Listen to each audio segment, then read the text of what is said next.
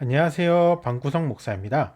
오늘은 성경과 보수 그리고 진보라는 주제로 이야기를 하고자 합니다. 지금의 대한민국은 보수와 진보의 이데올로기 싸움으로 얼룩져 있습니다. 안타깝게도 보수는 극우라는 오명을 받으며 진보는 공산주의, 일명 빨갱이라고 오명을 받으며 서로 싸우고 있습니다.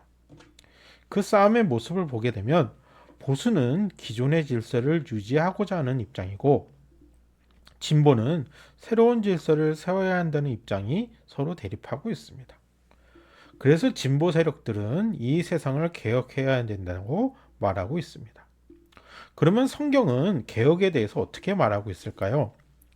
성경에서 말하는 개혁의 의미를 예수님의 공생애를 통해서 살펴보도록 하겠습니다. 예수님께서는 나이 30살에 공생애를 시작하셨습니다. 그 공생애 기간 동안 그 당시 종교 지도자들과 기득권층에게 엄청난 비난과 핍박을 받으시고 그들에게 죽임까지 당하셨습니다. 그들이 그렇게까지 한 이유는 그동안 자신들이 철옹성같이 지켰던 울타리 율법을 져야 한다는 이유였습니다. 예수님께서 공생의 기간 동안 말씀을 전파하시고 가르치시고 기적을 행하신 것들은 그들이 우려한 부분과 다르게 새로운 가르침을 우리에게 주시려고 하신 것은 아니셨습니다. 구약 성경에 예언되어 있는 내용들을 성취하심으로 인해서 자신이 진정한 메시아임을 다시금 알게 하기 위함이었습니다.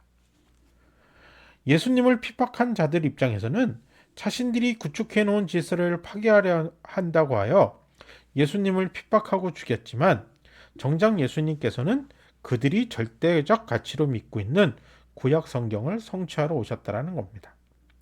그래서 예수님께서는 마태복음 5장 17절에 내가 율법이나 선지자를 폐하러 온 줄 생각하지 말라.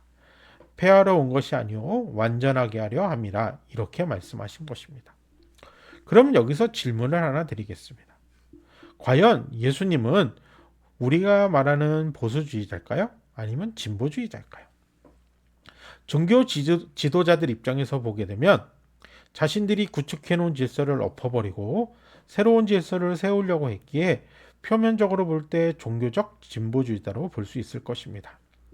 하지만 율법을 폐하러 온 것이 아니고 오히려 완전하게 하시기 위해서 오셨다라는 것을 볼 때 예수 그리스도는 본질로 보면 종교적 보수주의자라고 볼 수 있습니다. 그러면 왜 우리가 각자 다른 판단을 할 수밖에 없을까요? 바로 개혁의 개념을 잘못 이해했기 때문입니다.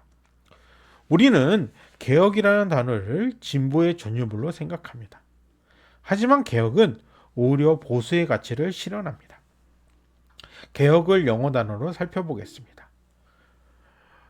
리폼, 리포메이션 이 단어가 개혁이라는 뜻입니다. 리는 다시라는 뜻을 가지며 폼은 기존의 유형을 말합니다. 이것을 풀어서 해석하면 다시 기존의 유형으로 돌아가는 것을 개혁이라고 볼 수 있습니다. 새로운 건물을 짓는 것을 건축이라고 말합니다. 하지만 기존의 건물을 새롭게 포장하는 것을 리모델링이라고 말합니다. 이렇듯 예수님께서는 율법의 가치를 모두 허물어버리고 새로운 가치를 세우시려고 하신 것이 아닌 본래의 율법의 가치를 존중하시고 유지하고자 오셨습니다.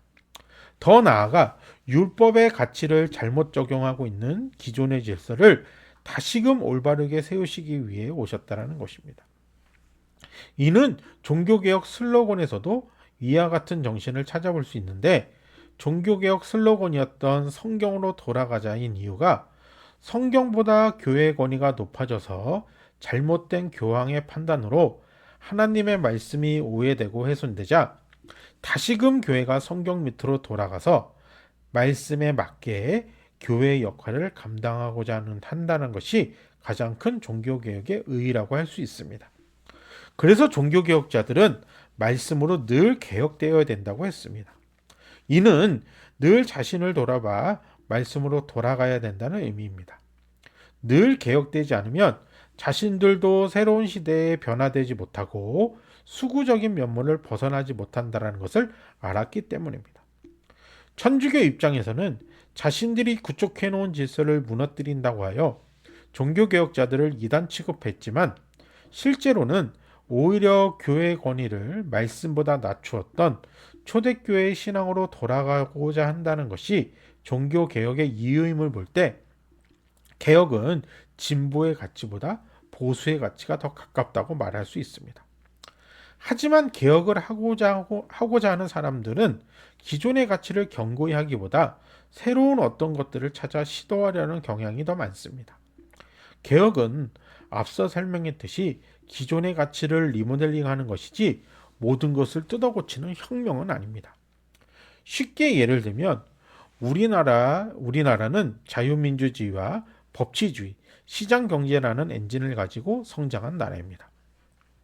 그럼 지금 토대는 유지한 채 지금의 현실에 적용할 수 있는 리모델링을 해야 되는데 기존의 가치는 잃어버리고 중도 확장이랑 명목 아래 시장 경제에 반하는 정책을 내놓으면서 그것을 개혁이라고 말하는 경우가 그 예입니다. 기존의 가치를 무시한 채 고치려는 시도는 전혀 성경적이지 않습니다. 예수님도 종교 개혁자들도 가장 본질적인 하나님의 말씀을 완성시키시려고 또한 그 말씀으로 다시 돌아가고자 개혁을 한 것이지 기존의 질서를 무너뜨리기 위해서 하신 것은 아니라는 것입니다. 나라 정책뿐만 아니라 우리의 삶도 마찬가지일 것입니다. 우리는 기존의 가치만을 지키는 것을 보수라고 생각하지만 성경에서 말하는 진정한 보수는 이 시대에 맞게 늘 개혁하는 자입니다. 또한 기존의 것은 수구적이라고 생각하여 기존의 것을 무시하고 무조건 새로운 것을 시도하려고 하는 것을 진보라고 생각하지만 성경에서 말하는 진정한 진보는 기존의 가치를 존중하되 이 시대에 맞게 기득권층이 고인물이 되지 않도록 늘 개혁할 수 있게 도와주며 올바른 방향을 제시하는 자일 것입니다. 감사합니다.